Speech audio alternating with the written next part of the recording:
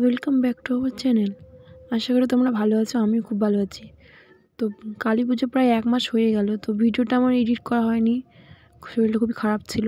তো আজকে তোমাদের সঙ্গে শেয়ার করছি ভিডিওটি।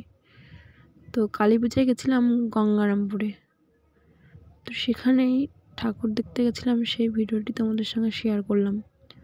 তো এই প্যান্ডেলটা খুব সুন্দর হয়েছিল। এখানে শিবের ঘাড়ের উপরে কালী মা তারা বসে রয়েছে। আর কালী পুজোর লাইটিংগুলো এত সুন্দর লাগে দেখতে, পুরো রাস্তা একদম আলো হয়ে থাকে। আর এখানে করেছিল কেদারনাথের মন্দির টাইপের একটি কালী মন্দির। তো সেখানে অনেক লাইট ছিল, খুব সুন্দর হয়েছে, খুবই সুন্দর লেগেছে আমার কাছে এটা। এই প্যান্ডেলটা খুবই সুন্দর, আর মা কালী ওখানে দাঁড়িয়ে রয়েছে, খুবই সুন্দর লাগছে মা কালীকে দেখতে।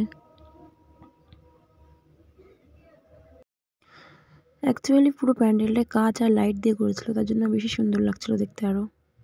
তো খুবই সুন্দর প্যান্ডেলটি।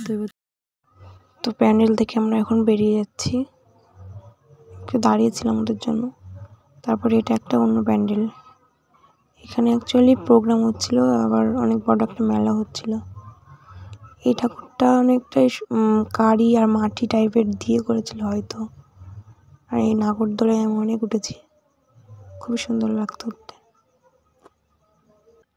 আর এই মেলায় আমরা একটু ঘুরছিলাম, এই বলগুলো, অ্যাকচুয়ালি বলগুলো তো আমার না, ছেলেদের, তো ওগুলো একটু দেখছিলাম আমরা দাঁড়িয়ে। ভাইও গেছিলো আমাদের সাথে, আর বুনু আবার এটা নিয়ে করছে।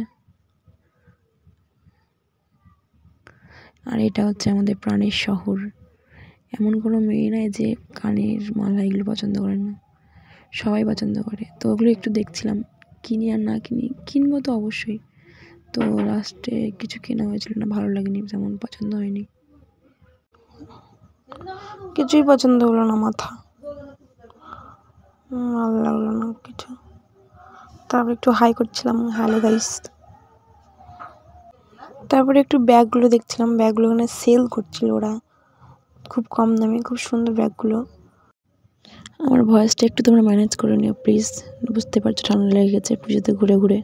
খেলনাগুলো আমি অনেক খেলেছি ছোটোবেলায়, কত যে কিনেছি আর ভেঙেছি তা নাই ঠিক। তো ভিডিওটি ভালো লাগলে অবশ্যই একটা লাইক, কমেন্ট এবং চ্যানেলটিকে সাবস্ক্রাইব করতে একদম ভুলো না। দেখা হচ্ছে পরের অন্য কোনো ভিডিওতে। Bye bye.